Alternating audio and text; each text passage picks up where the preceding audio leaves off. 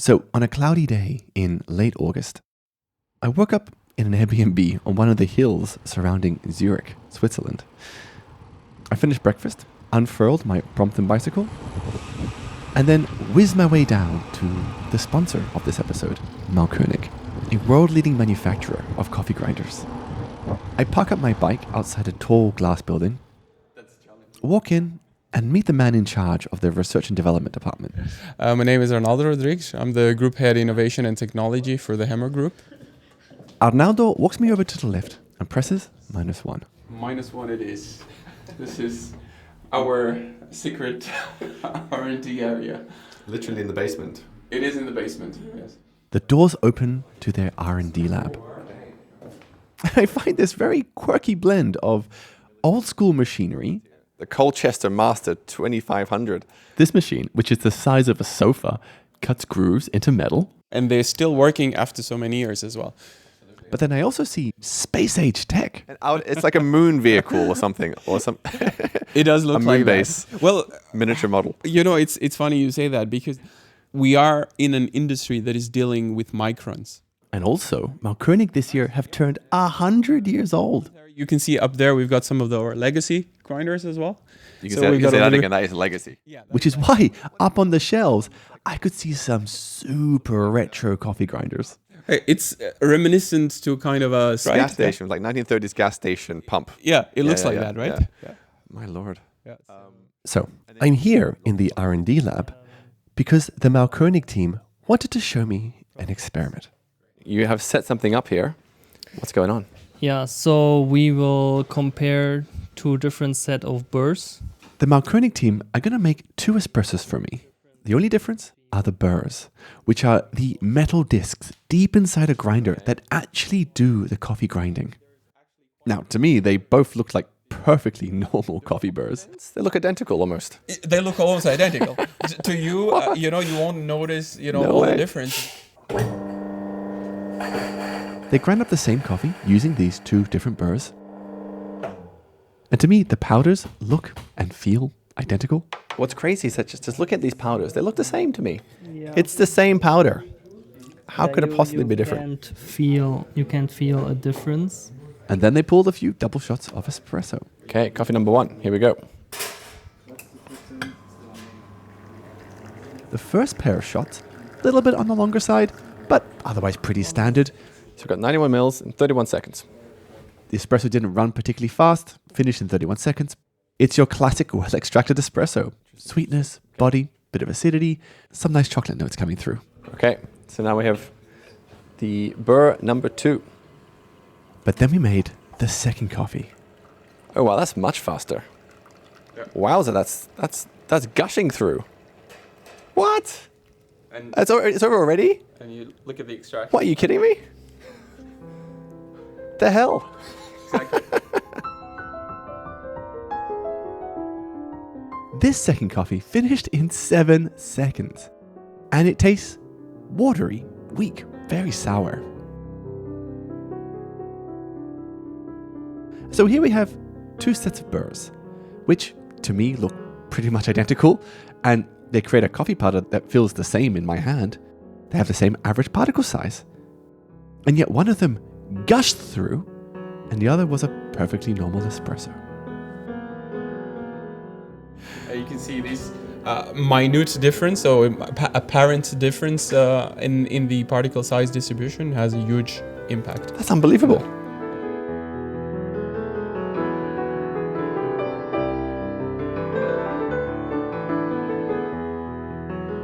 In this episode, I'm going to take you deep into the science of grinding.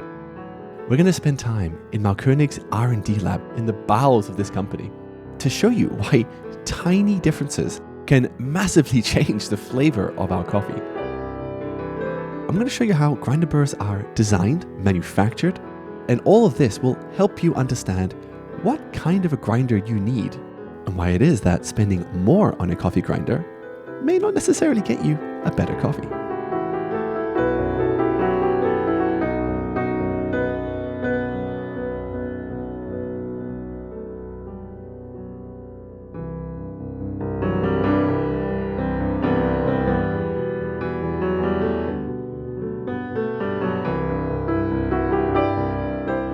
James Harper, and this is The Science of Coffee, a spin-off series from my coffee documentary podcast, Filter Stories, and a journey into coffee's hidden microscopic secrets.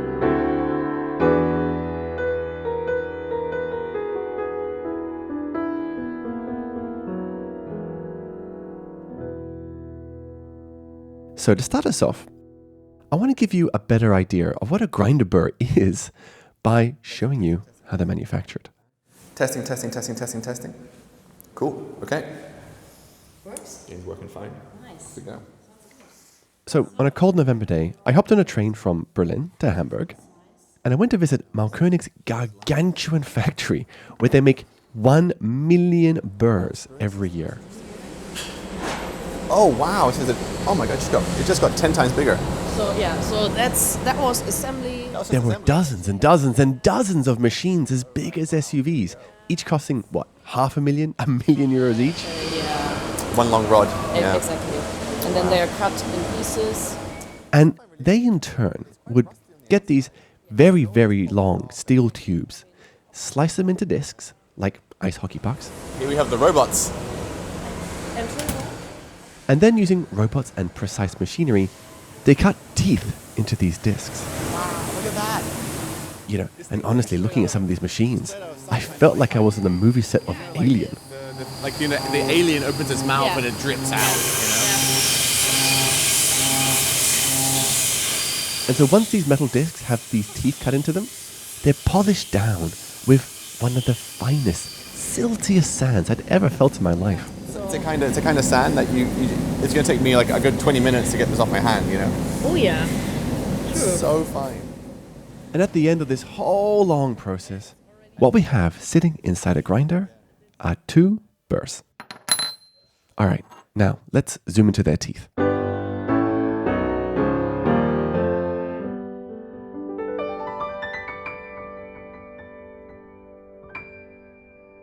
So back in Zurich, Chris Meyer, Mahlkönig's systems development manager, put in front of me some burrs. So these two look quite identical, and these two are slightly different. Think of them like flat metal donuts. They're these metal discs, maybe a centimeter wide, and like a donut, they have a hole in the middle. And on one side of each disc are all these different teeth, like grooves, lines in the metal. Fantastic. When they were there in front of me, I tried to describe what those lines look like. I'm just going to try to describe these. So essentially on the left... And totally failed. This is radio. Good luck in describing this disc. No, I think the easiest way to describe what's going on here is actually just to turn on a grinder and show you the path a bean takes in between these 2 discs. So, one of those flat burrs is attached firmly in place, doesn't move at all, but the other one is attached to a motor. And that motor spins the disc incredibly fast. So usually we talk about 1400 RPM when grinding. Wow, 1,400 revolutions a minute. Yes. Now, remember how these discs are like donuts?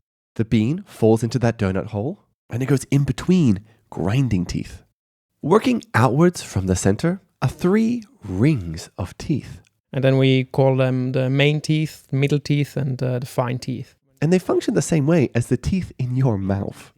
So you have your front teeth at the beginning. They do the big bites. So we need them to what we call the main teeth, the biggest one, for crushing the bean into kind of small portions. Then you have the teeth next door, which do smaller bites. So they do kind of a middle crushing between that still relatively big particles of the bean. And then the molars at the back that do the very fine chewing. So this is the fine teeth, which, for example, at these discs, I think is 0.15 millimeters deep. Now, of course, the teeth on these burrs don't look like human teeth. What they actually are these different sized grooves in the metal, like diagonal slants that are quite sharp to the touch. In the center, there are these big, deep slants, and the outermost ring are these very fine, tiny diagonal cuts. Okay, now let's rewind to the top of the episode. You have set something up here. What's going on? Yeah, so we will compare 2 different set of burrs. I showed you an experiment where 2 sets of burrs, which looked identical to me, made a powder that looked identical. They both had the same average particle size. And yet, one set of burrs produced a nice, full-bodied, sweet, creamy espresso. So we've got 91 mils in 31 seconds. But the second set of burrs Oh, wow, that's much faster. produced this weak, sour, horrible, watery espresso. It's over already? The hell? The difference between those two coffees This has to do with how much fines you have in the burrs. was the amount of fines the burrs produced. Okay, so what is a fine? I like this analogy a lot. Luca Lange, Mahlkönig's former community manager, he used the analogy of like when you break a cookie into smaller pieces. If you take a cookie and you break it in half, you have on your table some crumbs. The more you break the cookie, the more crumbs you will have on your table from breaking it. The same with coffee beans, right? It's brittle, so once you break it, you will have some fines. So fines are like crumbs, tiny, tiny coffee crumbs. And to us, when we're grinding coffee, you often cannot see these particles. They are so small. Wow. That's 5 microns across. 4.8 microns. Yes. That's tiny. It is. You wouldn't even see that fleck of coffee. It's like the tiniest fleck. But Mahlkönig has a particle analyzer. And they show me some pictures of these fines. Oh, wow. So you can go to every single unique little particle. Yes. Look at its specific dimensions. Yes. That's crazy. They were so small that on this machine, you could literally count the pixels. I mean, at this point, it's just like literally 10 pixels. Like no more, you know. Yeah. And when I imagine like a tiny, tiny coffee particle, I picture this perfectly circular little ball. But that is absolutely not what they look like. It's extraordinary, like the diversity of shapes here. Yes, absolutely. I felt like I was lying on my back in a field, cloud watching. Honestly, here's one that looks like Elvis Presley's hairdo. There's another one that looks like Africa, the continent of Africa. Yes. It's like Scandinavia here. That's Scandinavia. It's like Scandinavia. Yeah. I see a pistol. I see a bird flying midair. There's a manatee as well. It's everything. All shapes are beautiful. So these tiny, tiny flecks of coffee that are shaped a bit like Africa, manatees, they are very important when making espresso because they create resistance. Fines do play a certain role, as you know, because... To explain this, Arnaldo uses an analogy. So imagine large balls, and then you've got football balls, and then you've got tennis balls. Imagine a big basket full of soccer balls, and then you pour in this bucket of water on top. That water will rush through in between the soccer balls and drain out extremely fast. But what if you threw in a bunch of tennis balls as well? And if you throw tennis balls within the population of football balls, then they fall into the spaces that is available to that. If you were to dump another bucket of water on top now, the tennis balls, they're going to block the path of the water. They create resistance. The water flows out slower. And the tennis balls are basically the fines, essentially. And if you have these fine balls falling into these spaces, then what they do is add more resistance to flow, to the amount of water that you are pushing through the puck. And this makes a big difference in terms of what you end up getting as extraction time.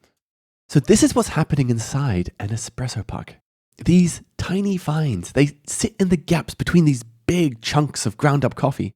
And when the espresso machine pushes 9 bars of water through, they slow down the water. This increases the contact time between the water and the coffee, thereby giving the water more time to pull out flavors from the coffee, which can make your espresso taste stronger. But also, the coffee is more evenly extracted. If there aren't enough fines, the water, it finds this channel, this path of least resistance, and just gushes right through. But there's a lot of coffee on the edges of that coffee bed that isn't getting much water at all. With fines, the water saturates everything much more evenly. You get a more even extraction.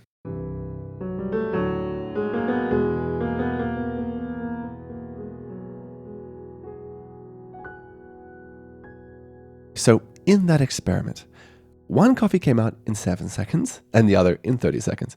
And the difference between those two espressos was the proportion of coffee fines. Because of this fine share, it will have more resistance in the puck. But what I found really crazy was that difference.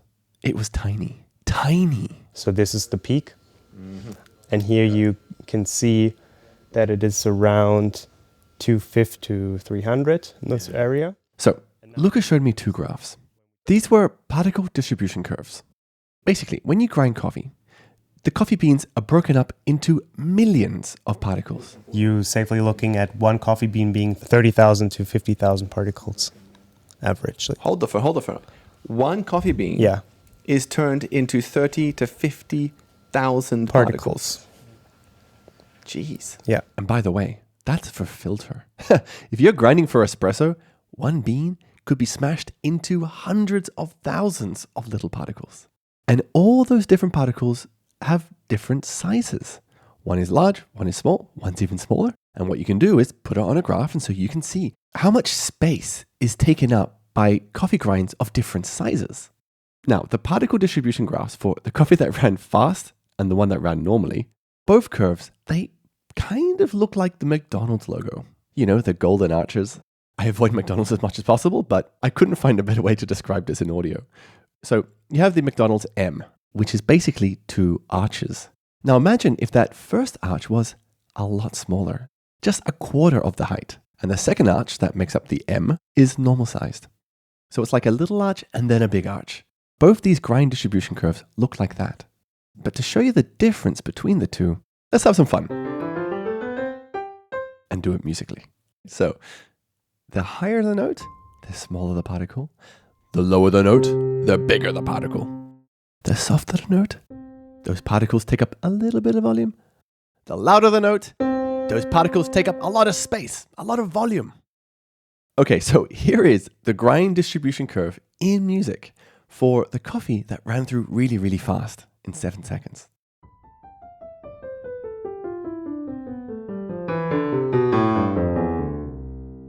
So could you hear those two arches, those two peaks?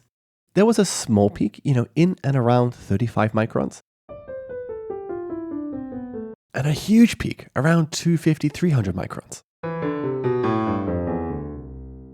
So basically, in this coffee powder, quite a bit of space is taken up by the coffee fines, but most of the space is taken up by the bigger pieces of coffee at around 250, 300 microns. So here it is one more time.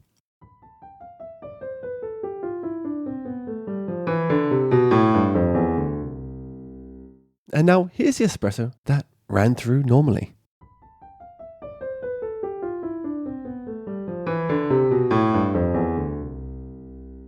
The point is, they're both extremely similar.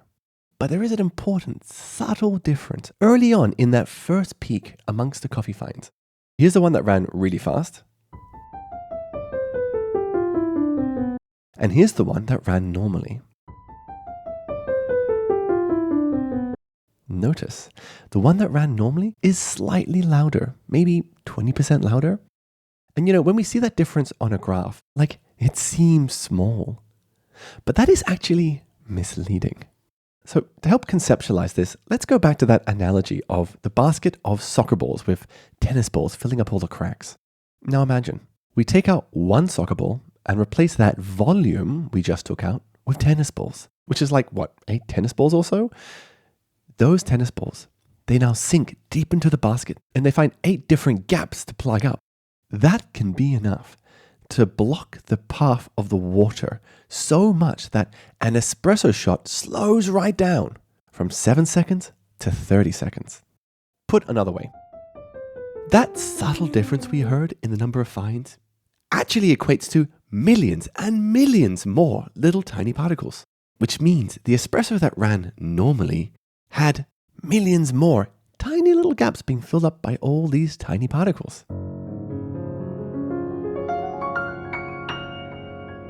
So, zooming out, Mahlkönig developed these 2 different burrs that had slightly different types of teeth. The number and size of the coffee grounds was very, very similar, but for very complicated mechanical reasons. When those 2 burrs came together to grind the coffee, the ways in which those sharp teeth cut and sliced the coffee produced millions and millions more of these tiny little particles, which was enough to dramatically slow down this shot of espresso from 7 seconds to 30 seconds.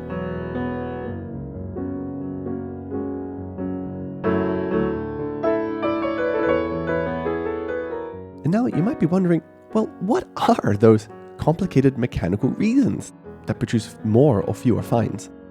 So here are some of the mechanical complexities deep inside these grinders.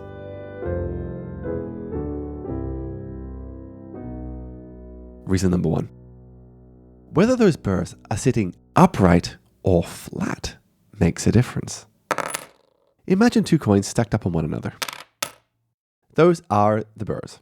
Now, instead of having them flat on the table, what if we flip them upright so they can roll across the table on their side? These are called vertically aligned burrs. Now, imagine 1 coin is fixed in place and the other spinning incredibly fast with a tiny gap between them. And these burrs are like donuts, so they have these holes in the middle. And so as one of the burrs spins fast, a shaft feeds coffee beans into the middle of that hole. And then gravity pulls these beans down through the spinning discs. In a vertical aligned grinder, you would put the beans in, and then with gravity, the beans just fall out once they achieve the grind size. Gravity helps pull the powder out of these spinning discs a little bit faster. And so they leave the burrs relatively quickly. But if those burrs are aligned horizontally, like 2 coins stacked on top of one another, gravity here isn't helping pull the beans through the burrs. The coffee bean is only moving through because of the centrifugal force of the spinning disc, which means they stay in between these spinning discs that little bit longer. And the longer it stays in these burrs, the finer and finer the coffee is ground up, the more fines you create. On the horizontally aligned grinder, you have the flapper that will retain the grinds. Even if centrifugal forces push them out, the flapper will retain them, so they will stay in the grinding chamber for a little bit longer. And again, through bean-to-bean wear, they will even break down a little bit further, producing more fines. Now, reason number 2, why one grinder might produce more fines than another grinder.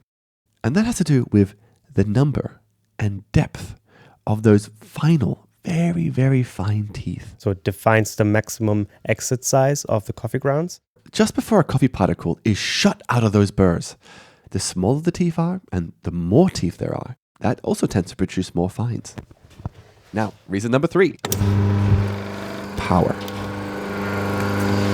The faster you spin those burrs, the more fines you're going to get. And this one was actually a little bit unintuitive to me when I first heard it. But imagine this, right? 20 grams of beans are ground up all at once, super, super fast. The beans are dragged into that donut hole in the middle really, really fast. But because there are so many beans at once, they get stuck in a traffic jam. Right at the edge of those burrs, the gaps for the coffee to shoot out of, where the very fine teeth are, there's only so much coffee that can go through there at any one time. Arnaldo explained it to me like this. Imagine now if we have a number of people trying to race through a door at the same time. People are just waiting, queuing behind to get through that door. But because they're spending more time waiting to get out, the burrs keep crushing them smaller and smaller. It's grinding coffee on coffee. And that's how you get the fines. I could go on and on. There are so many other reasons. But, but for the sake of our sanity, I'm going to draw a line here.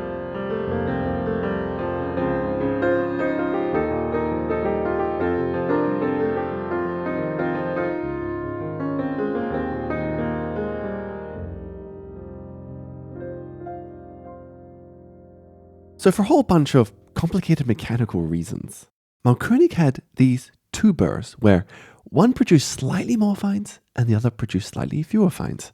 And I could see these differences on a graph, the grind distribution curves. And one of those grind distribution curves, the one which had slightly more fines, produced a more balanced, flavorful espresso. And this got me wondering, what is a good distribution curve for making a delicious coffee? Should the grind distribution curve have, one big peak in the middle like this?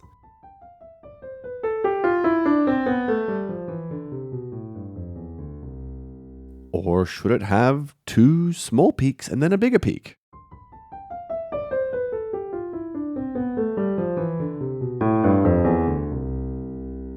What sort of grinder should I have at home to make the most delicious coffee? Can I give you a grinder to grind some beans with? Yeah. You have one here? Let me take it out of my bag. Give me a sec. And I figured, well, maybe one way to get an insight into this is to compare what is one of the most revered coffee grinders on the market, Mahlkönig's EK43, a grinder that is minimum $2,000, and compare it to my beat-up $20 old Hario grinder that I bought, I don't know, like a decade ago. My thinking was, the distribution curve from the EK43 should show me what is the best grind distribution, and the Hario will show me what is a bad grind distribution curve. Because look, the EK, it's 100 times more expensive. But it's not fair comparison. And it's probably not surprising that the Mahlkönig team were very concerned with the premise of my test, because the results were going to be very, very different. And there will be huge differences in Great. particle analysis. Show it to me. Show me the differences. I want to But see just the to be differences. clear, we are comparing apples with Pears. with pears. Like Absolutely. It's really it's Or like oranges, not even a pear. yeah. But I persevered anyway. But in order to do the test, I had a bit of a technical problem. Can you grind some coffee on that? My Hario hand grinder, it was so old, I'd lost the handle. You do not have the handle. I lost it. Fortunately, here in the Mahlkönig R&D lab, they have a tool for everything. Can we just like attach the drill onto it directly? So we stuck a drill on top Harry's never seen so much action. and turned this hand grinder electric.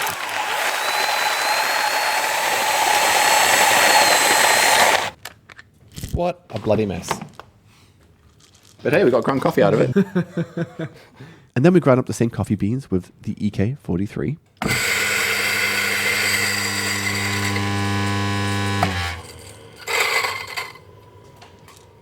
Let's go. It's exciting.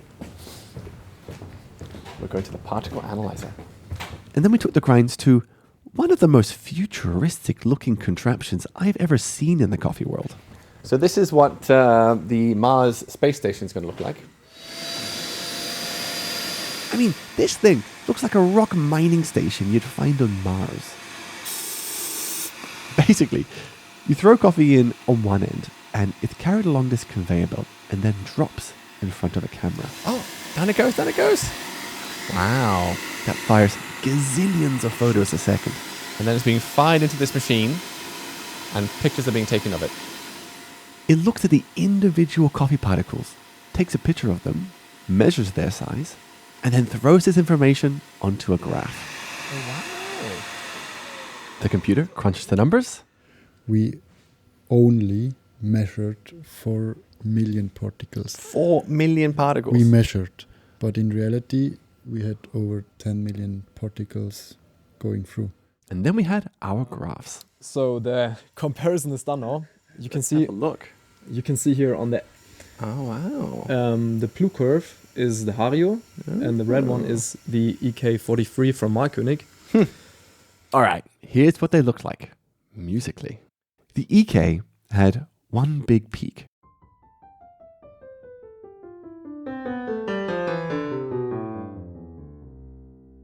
So most of the space was taken up with particles about 300 microns big. There were very few tiny fines and very few big boulders. The Hario, on the other hand, it was just a lot more flat.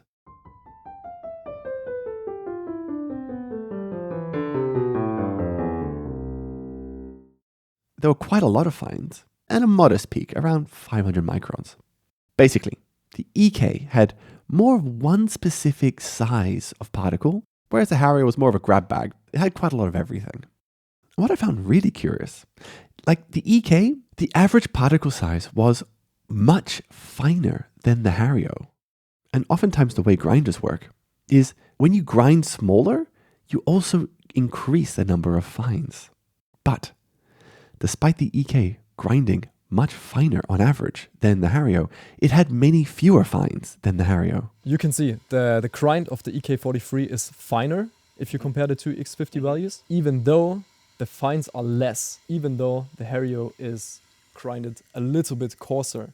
So this is all nice and geeky, but what does it mean in terms of flavor?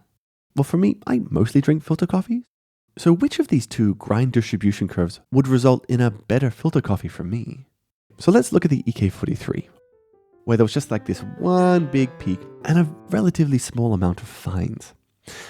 Now, broadly speaking, the consensus in the specialty coffee community is that the coffee will taste more acidic, more clear, but it's going to lack heaviness in the mouth. With a more uniform and homogeneous coffee ground, you will actually get more clarity. Technically, you have a less of a body with a coffee, but you will have more pronounced acidity and more pronounced aroma. So those are the flavors you'd expect to get from the EK grinds. Now, on the other hand, with the Hario hand grinder, With a less homogeneous coffee ground, you will get a higher body because it tends to be more muddy. the flavor notes will be less clear and distinct, but because there are so many more fines, the coffee's going to feel heavier in the mouth. And it's at this point where I was like, okay, look, if I'm a consumer and I have a hand grinder at home and I'm getting a similar grind distribution curve like this Hario, I'm getting quite a lot of fines. It tastes a little bit muddy, so the flavors of my filter coffee won't be so clear. This is a bad curve, right? Like, if I get a curve like this from my hand grinder, this is a bad curve. But that's not what the Mahlkönig team said. So if I'm a consumer and I get this out of my hand grinder, is that okay? Yeah. Why not? If you can make a delicious coffee of it and you're happy with the end result, that's totally fine. And their answer was, you like whatever you like. There's no right or wrong here in terms of brewing filter coffee. And it's here I realized, these graphs, they're just graphs. They don't mean anything in and of themselves. There's no such thing as a right graph. I mean, they help you understand how you get to a flavor profile. But that flavor profile is whatever you like to drink. And of course, you and me, we like to drink different things. And also, there are so many ways we can prepare our coffees. And, different grind distribution curves will have different results depending how you brew your coffee. So for example, that Hario hand grinder, I could make an AeroPress with it, and I think it tastes great, but my dad may not be a fan of it. But with those exact same grinds, my dad, he could make a French press, which he loves to drink, but I'm not a fan of it. So different grind distribution curves interact with different brew methods in different ways, which different people like for different reasons. And this is the crux of why the Mahlkönig team don't say, this is a good distribution curve and this is not. The question really is, how is it being prepared and who's drinking it?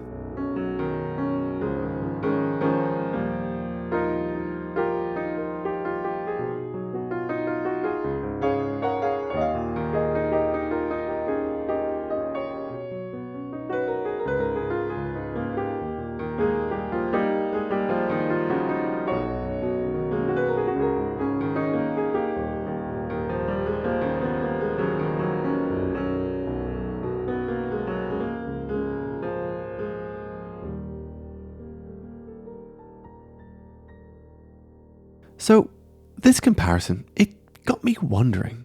When it comes to developing grinders, the number of things you can adjust, it's almost infinite, right? Like the size of the burrs. Are they going to be 5 centimeters or 8 centimeters wide? Are they going to be aligned vertically or horizontally? How fast are you going to spin them? How fast do you feed the beans into the grinder?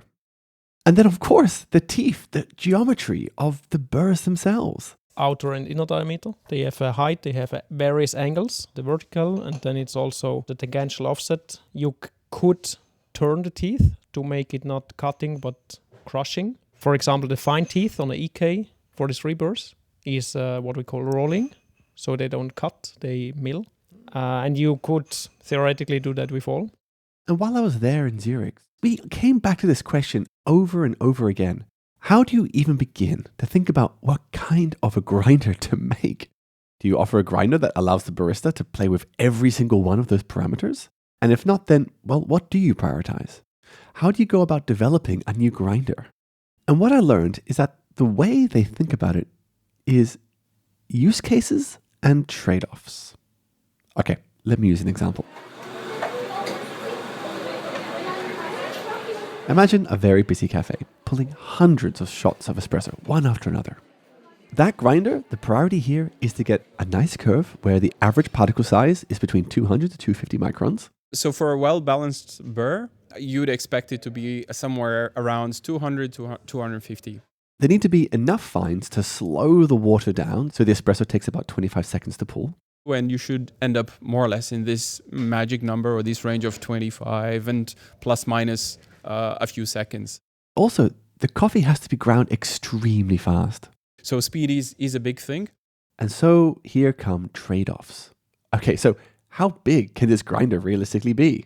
To grind faster, you need a bigger motor. But And everybody wants to have their grinder as small as possible with as much power as possible. a bigger motor, it requires more space. Some cafes have the luxury of having large, wide counters. But maybe in a city with high rents, you can't afford that much countertop space. But look, even if you do have the countertop space, if you want your coffee ground faster, okay, then you need a bigger motor. But the issue is, And the bigger the motor, the more heat then is created. because the faster those burrs spin, the more friction you create. And this is an issue for the flavor of coffee. Because obviously that leads to dissipation of aromas and so on. Okay. Hold on. So the hotter the burrs lead to dissipation of aromas. That's what you found in your testing? Yes, because obviously if you add heat to the ground coffee, then you'll release the oils. So you want to retain as much flavor as possible. Now, a solution to that problem is, well, get bigger burrs, wider burrs, so there's like more metal to soak up the heat. You might even want to install a fan. But now, countertop space is becoming a real issue, and of course, the price is going up and up. And so that's why a lot of the R&D at Mahlkönig, it's really about trying to optimize all these trade-offs for very specific use cases. The burr is needing to fulfill multiple parameter environments. So we want to make sure that we can match it to a motor, to a grinding housing that is not generating, heat or high heat and passing that to the ground, that you're meeting extraction time, that you're meeting taste requirements. So it's a very lengthy development process. It's just Overwhelming. It is overwhelming. That's exactly the right wording to it.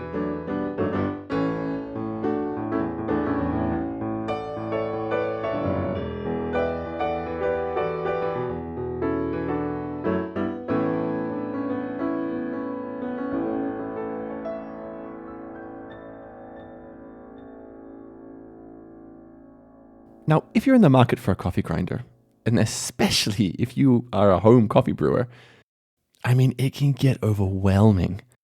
There are so many considerations. Size of burr, speed they spin, type of teeth, is there a fan? I mean, the list goes on and on and on. It's overwhelming. But look, relax. You don't need to get so stressed about all this stuff. Here's why. Mahlkönig told me about some tests they did. They had the same burrs, but they were different sizes. You know, one that might fit into a smaller consumer machine and a larger set of burrs for a cafe. So the burrs were different sizes, they span at different speeds, but by adjusting the grind size, they were able to get the same flavor outcome in both grinders. So you are able to replicate across the different size of burrs the same flavors. Okay. So this is possible. The thing that has the biggest impact on your coffee is the grind size. So work with it as much as you can. And if you're not happy with the results, well, maybe consider getting some different beans. A really important thing I realized making this episode is that spending $2,000 will not necessarily get you a better coffee at home. Professional machines cost about $2,000 and oftentimes more, because that money is buying components designed for volume. Like, let's take Mahlkönig's EK43 as an example. You find this in most good cafes. So if you have to grind large amounts, then of course the EK is the grinder to choose. So you there have a grinding speed of, I believe it's 15 to 20 grams per second. In your kitchen, do you really need your coffee ground super fast in 3 seconds like a cafe does? Are you really going to be making hundreds of shots one after another to the point where heat becomes an issue? If I were to buy a grinder today, for me, I think what the most important thing is a grinder that is built to last. Like, look at my old Hario hand grinder. It was my first ever coffee grinder. I loved it, but it's mostly made of plastic. And as the years wore on, looking down at the ground coffee powder, I was getting more and more frustrated as I saw big chunks of coffee bean that had barely been ground at all. The issue was that the plastic components were wearing away. towards the end, the burrs themselves were wobbling a lot. And that would impact the flavor of my coffee. You can imagine if you have somewhere a plastic part that can slightly move, just 0.1 millimeter, and then you have a totally different result at the end. So when it comes to getting a grinder, my advice is get something that's gonna last. I mean, for me personally, I think a lot about the environment. I try to waste as little as possible in every facet of my life. Buy it once, buy it well, it'll last a long time.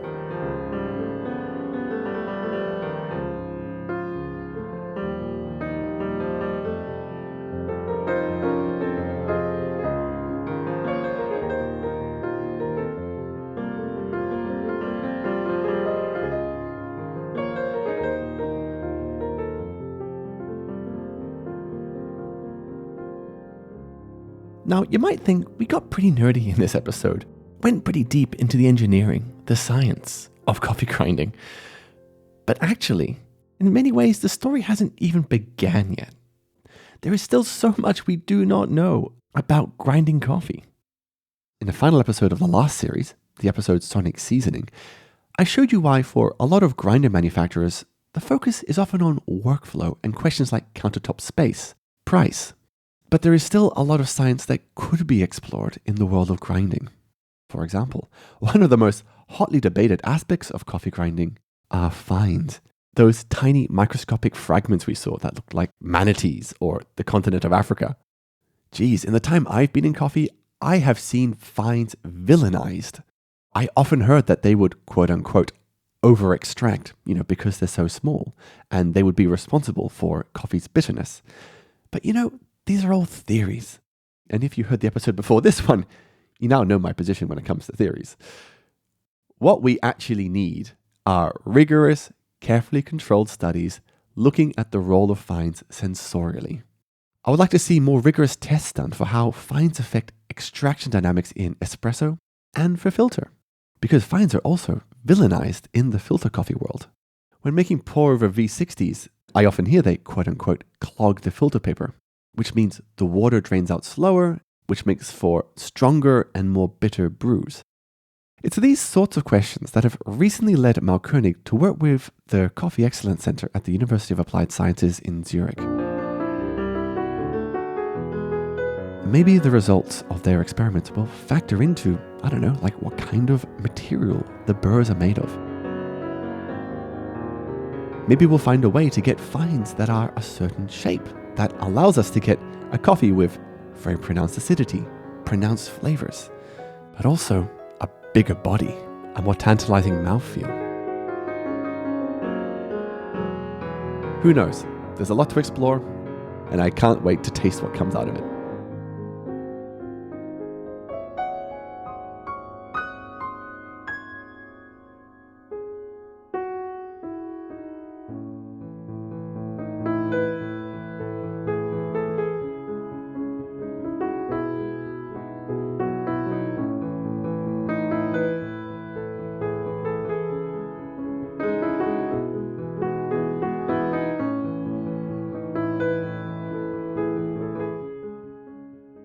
So guys, this is it. This is the end. This is the final episode in this second series of The Science of Coffee. I hope you enjoyed it. Thank you so much for giving me your time, attention. I hope everything you've learned in this series has been helpful to you as a coffee lover, professional. But do not fear though, I am working on another series because, there's a lot of science in the world of coffee to cover. So that'll come out in, 6, 7, 8 months. These things take a long time to make. But if you enjoyed this series, please help other people find this show. It's really weird. I pour a silly amount of time into making these podcasts and then they go out. You guys listen to it, but I so rarely hear what kind of impact it's having. It's like I'm just delivering these episodes into a void, which is why every time I see you share this on social media with other people, it really makes my day. So, anyway, if you, for some bizarre reason, have began the entire series on this episode, there's a lot of other stuff you can listen to. The first episodes explore how our sense of taste and smell work. And with Micro Beverage Systems SP9 Brewer, which is an automatic filter brewer for cafes, I make many batches of the same coffee. Lots of different people taste the same coffees, and they all tell me how different it all tastes, which then sets me off on this metaphysical journey to answer the question, when you and I drink the same coffee, are we tasting the same thing? Then the episodes after that look at the science of roasting, where so many of coffee's flavors are created. I visit Roost, a Norwegian company developing fully automatic roasters, to understand how this cutting-edge technology that enables anybody to roast coffee easily will change the coffee industry in the years to come. I then hop on a flight to Honduras and attend Let's Talk Coffee, a gathering of coffee professionals and farmers organized by Sustainable Harvest, one of the world's leading importers for organic and fair trade coffees. And it's while I'm there in Honduras, I explore the science and business of organic coffee farming and ask the question, if it's so great, why don't we see more people doing it? And then in the episodes before this one, I show you how you can brew coffee like a scientist. And I take you on the journey I went on to learn how to think more like a scientist. And I'm grateful to BWT Water & More. They make water filtration kits for the home and the cafe, because in that journey, I also dive into the science of water. And it's that journey that helped me realize when it comes to coffee science, I shouldn't get too hung up on theories. What really matters are practical results.